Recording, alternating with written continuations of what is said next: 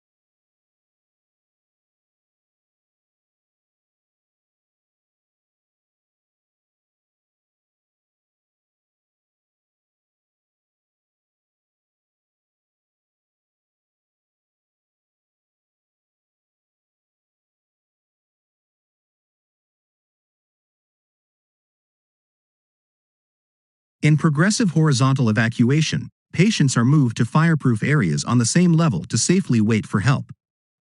This is described in the passage as moving occupants from an area affected by fire through a fire-resisting barrier to an adjoining area on the same level, designed to protect the occupants from the immediate dangers of fire and smoke, a refuge. The occupants may then wait in this area until the fire is dealt with or further assisted onward evacuation by staff is available. This method is used to provide a safer alternative to vertical evacuation in case of fire, allowing patients to remain on the same level as the fire or smoke hazard while awaiting evacuation. Therefore, the correct answer is, patients are moved to fireproof areas on the same level to safely wait for help. Option A, patients are evacuated through fireproof barriers one floor at a time, is incorrect because the passage does not mention anything about evacuating patients one floor at a time. Instead, the principle of progressive horizontal evacuation is based on moving occupants through a fire-resisting barrier to an adjoining area on the same level. Option B, patients who can't walk should not be moved until the fire is under control, is also incorrect because it implies that non-ambulant patients should not be moved until the fire is completely extinguished. However, the passage states that if it becomes necessary to evacuate an entire story, the progressive horizontal evacuation procedure should give sufficient time for non-ambulant and partially ambulant patients to be evacuated vertically to a place of safety. Therefore, option C, patients are moved to fireproof areas on the same level to safely wait for help, is the only accurate option that describes the procedure of progressive horizontal evacuation, as outlined in the passage. Let's look at the next question.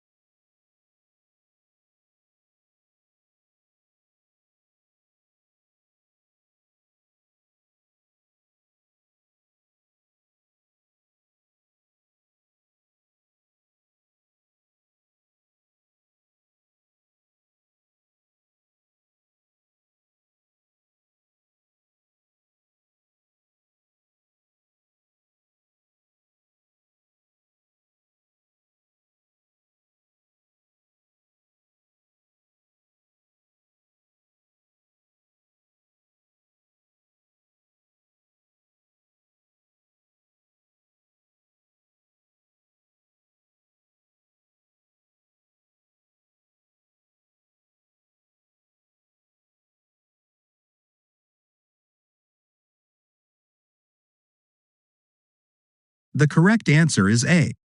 The main purpose of the extract is to provide information about the legislative requirements for disposal and treatment of animal byproducts from healthcare facilities, and the aim of the animal byproducts regulations to prevent the transmission of disease to animals or humans. This information is provided to ensure that healthcare facilities comply with the regulations and prevent any potential risks to public or animal health. Therefore, option A, provide information of the legal requirements for disposing of animal waste, accurately summarizes the main purpose of the extract. Option B, describe rules for proper selling and export of animal products, is incorrect because the passage specifically refers to animal byproducts not intended for human consumption and does not mention anything about selling or exporting animal products.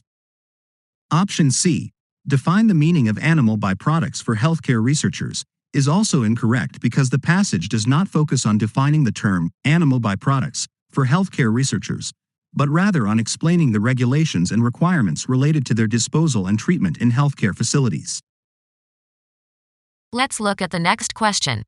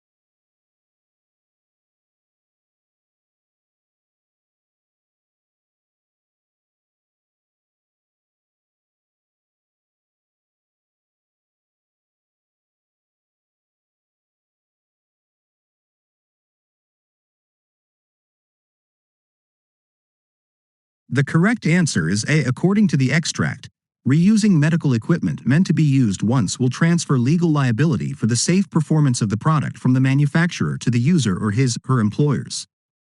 This means that if an adverse event occurs as a result of the reuse of the product, the manufacturer will not be held responsible. Therefore, option A, the maker will take no legal responsibility for safety, accurately reflects the outcome of reusing medical equipment meant to be used once. Option B, endoscopy units will save on equipment costs, is incorrect because the passage does not mention anything about cost savings as a reason for reusing medical equipment meant to be used once. Option C, there is a higher incidence of cross-infection, is also incorrect because the passage does not make a direct statement about the incidence of cross-infection resulting from the reuse of medical equipment meant to be used once. However, the passage does emphasize the importance of thorough cleaning and disinfection of medical equipment to prevent the transfer of infection, and suggests that reusing inadequately decontaminated reusable items can pose a risk of infection.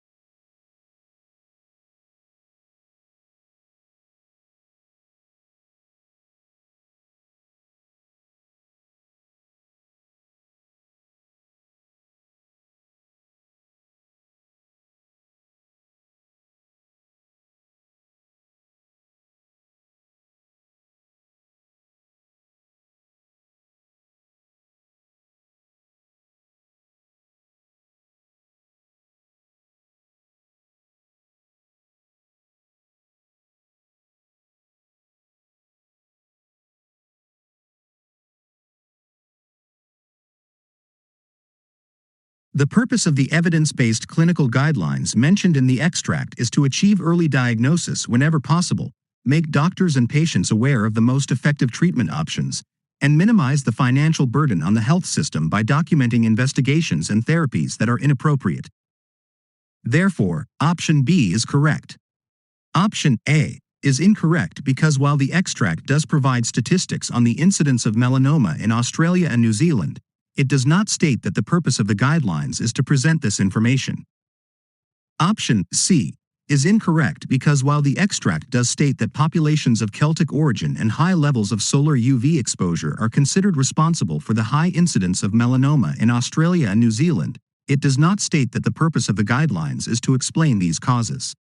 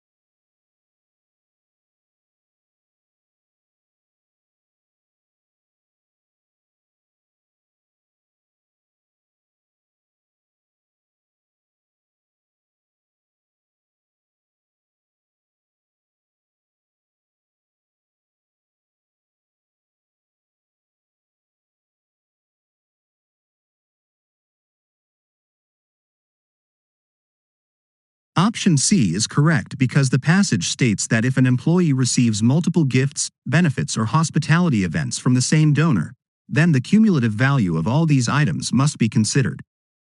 If the combined value of these gifts is more than $50, then each individual gift, benefit, or hospitality event must be declared. Therefore, employees must declare every item they receive from one donor if the combined value is more than $50.